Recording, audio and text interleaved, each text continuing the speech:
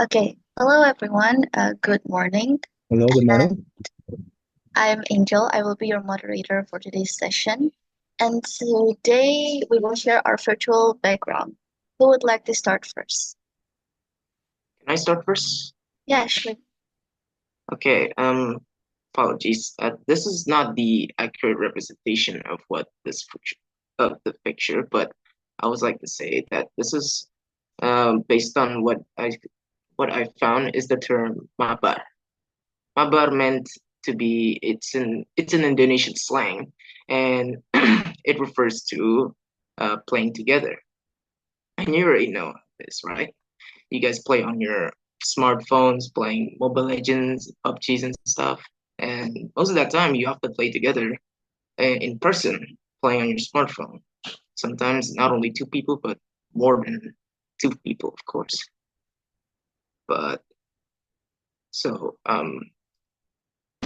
as for the history, I couldn't find much of it. But as for my personal account, I actually first got into this thing back in the 2010s, maybe around mid 2010s or something like that. Um, and when I first discovered there's uh, a gaming what you it what you call it in Indonesia is a rental or a PlayStation rental.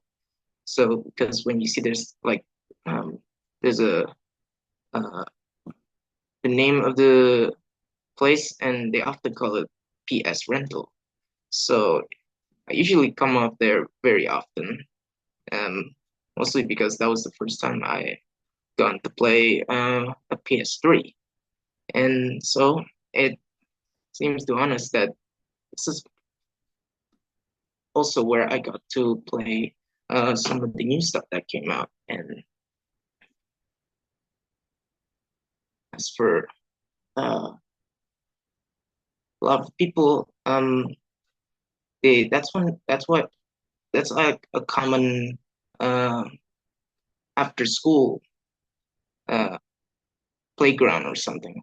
And they usually played it mostly around after school. And right after they finished, they immediately went to the PlayStation rental and they start playing together. So from what I recount, most of these games they often play is mostly varied, but most of the time they also play football games, if you know what that means. And nowadays, I seem to no longer playing some of these games anymore because I kind of lose interest. And lots of people are start playing more online games and mostly smartphone because it was the easiest one we could play. But I always remember when playing PlayStation rental in a PlayStation rental for the first time and playing games something like Call of Duty, and it was actually a lot of fun, especially when you have when people with you, when you're beside you. It's a lot of fun when playing together in person, and it was kind of different when you came play with online games and even playing with smartphone games, because smartphones are much smaller if you think about it, and online games is essentially online games like Calfor, for example. But reminiscing the old days of playing together either in your living room or maybe in a PlayStation rental. That was actually a very lot of fun. So yeah, that was it. Okay, I understand. Playing games, playing video games in a rental place is brings out like the nostalgicness of your memories, Of course. fun experience. Yeah. Okay, so who's next? Thank you, Jerry. You guys don't have any questions to Oh say, yeah, do you have any questions for Jerry? I comment? don't have any questions, but I'd like to comment about the PS5, the PS rentals thing. To be perfectly honest, that's like the first time I've heard of it, like PS rentals. I never actually seen it before. I've heard of it before. This is like the first time I've actually heard of PS rentals. Oh, So that's pretty well, cool. yeah. Usually back in the day, it was very common because that was like in my own hometown in Palangkaraya. It was actually very common. Like I used to go out there using my bicycle, and most of the time it was very far away from my home from my old home. So, and oftentimes I usually just, well, you know what I mean. I don't have to explain more of that. Yeah, yeah, yeah, of course, of course. I actually own not PS, but I do own a PlayStation Portable, actually, which like obtained like years ago. I don't know how if it works now, but I can see what you mean by that. Okay. But that's all. But also, there also actually a PS4 rental, and it's actually much nearer. But it was back in it was like a long time ago, and it's actually opened very recently, and somehow placed beside the what you call a warnet. Essentially just like online games, but it's like PlayStation rental, but you play a bunch of online games. I don't remember what the games is, but possibly it was owned by the it was held or owned by one guy who owned two of those places as well. But yeah, I can see what you Good. have one Ah, there, yeah, it's Calvin. very very interesting. Okay, yeah. Thank you so much, Jerry and Calvin. Do you guys wanna go next? Yeah, sure. I'll go next, I suppose, since I was talking. Okay. Right. So if you see behind me right here, I'm pretty sure we already know what this is. I mean, if you don't, well, somehow, if you somehow don't know, this is the lion dance. It's a Chinese culture. Basically, there's two people inside. One that is the head, that controls the head, and the other one that controls the body. Basically, the dance signifies like prosperity, good luck, and all that. So, and if you're asking yourself, like, why is it red when why is it yellow? Well, the meaning behind red is good luck and all that. Basically, that's what red means. But yellow, if it's like it's a symbol of power, prosperity, and such. Now, the connection I have with this, well, I am like mostly part Chinese. If you can see it to my face, if you don't, then this is what it is. Basically, this is like important events like Chinese New Year, like or Lunar New Year, if you would say it. But these come a lot, and the dances that they do is actually not like random dances. The first, like, if you were to see lion dances, it's like, wow, why is it like it's so random? It's like, why is it doing like that? Because it has like it's going to the dance is same with the beat of the music. If you know what the music of if the lion dance are, yeah, basically it's not like a messed up dance where you have to do the random things, but it's a coordinated dance between two people. And that would be all for me. I'm just like it's short because any questions, any comments, maybe?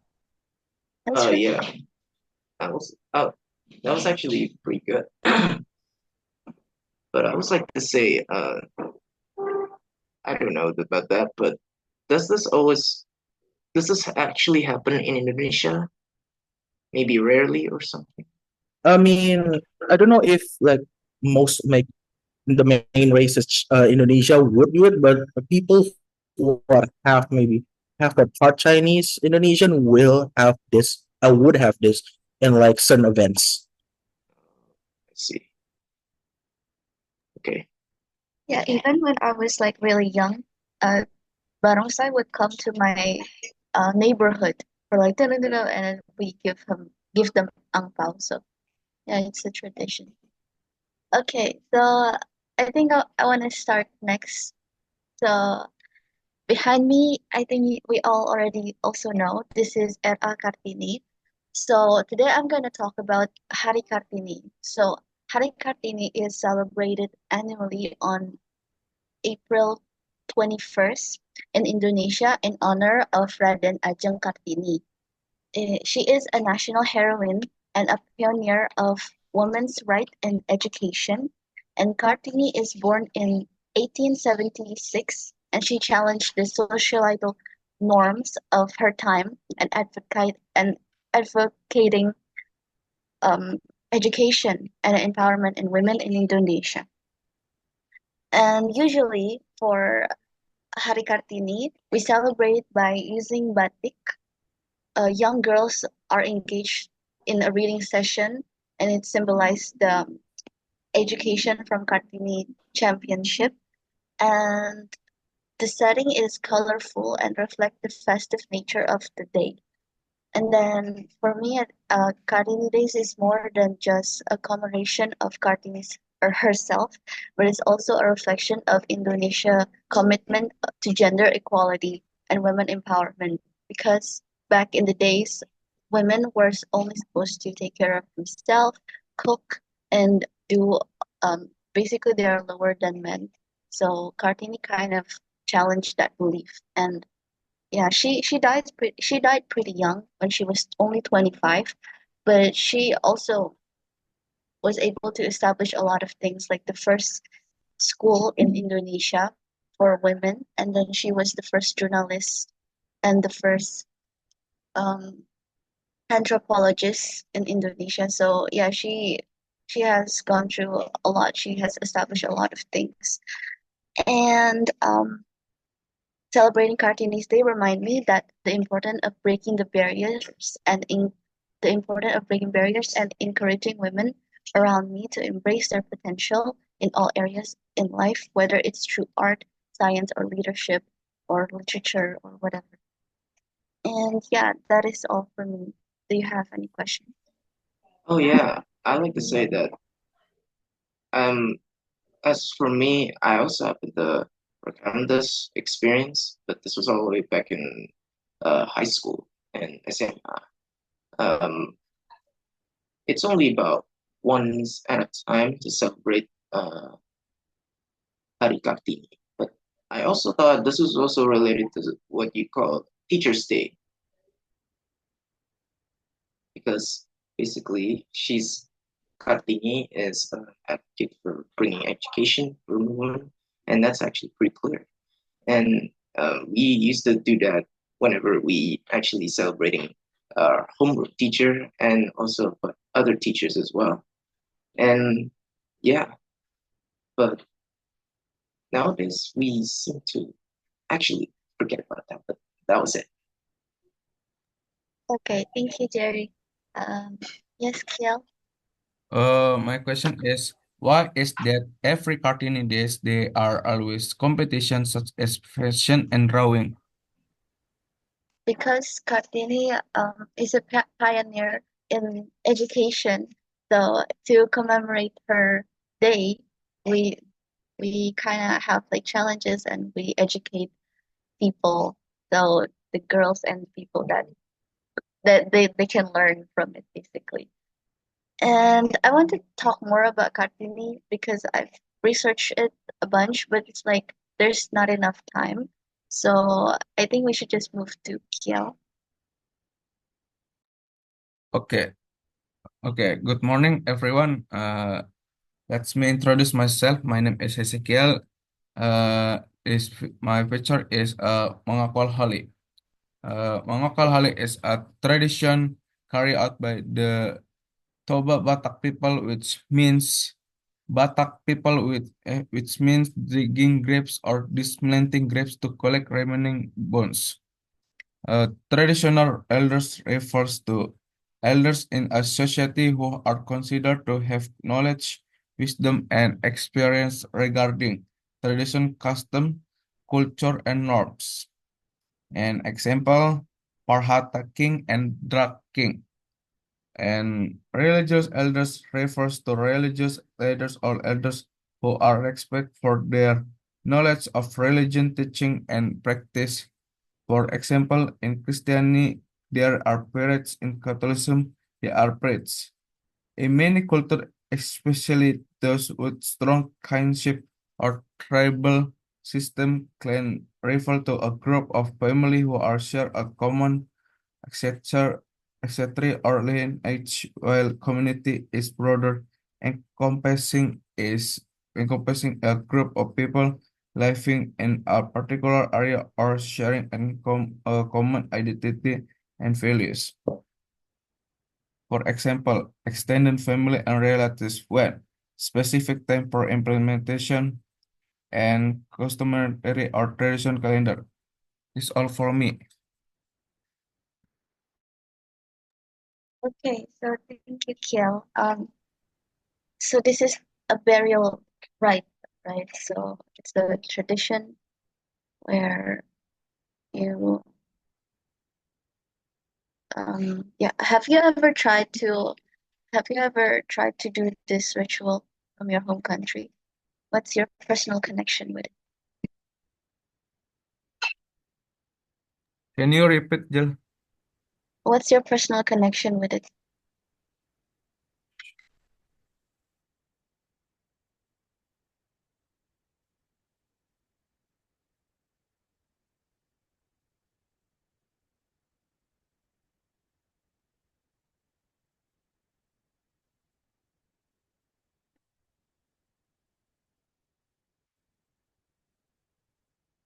Uh, Personal correction is refers to emotional, familial, and spiritual ties that individual have with the ancestor and family heritage. Okay, yeah, that's true. But why do you choose this? Why do you choose this specific tradition?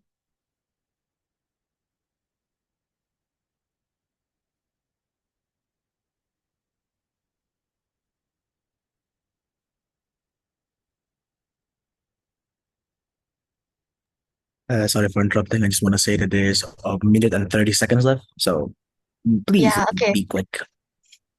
All right. Okay. Thank you so much, everyone. I think we should discuss the difference and the similarities between our uh, spiritual background. And I think for Calvin's and Kiel is about very cultural heritage. It's very very deep. It has layers to it and stuff like that. Well, for me, it's more like historical and someone that you can look up to. I know, Jerry, I know. Okay, yeah, but I think all of this kind of symbolize community bonding and yeah, and tradition, and it's like a beautiful thing. And yeah, thank you so much, everyone. We only have a few minutes left, a few seconds left. Do you guys have anything else to add? I don't have one. We'll just have to No, make No? you add you. I wanted to add, but you already added like the community bonding stuff. So you basically talked out of my mouth. That will Okay. be all. All right. yeah, Thank you me so too. much, everyone.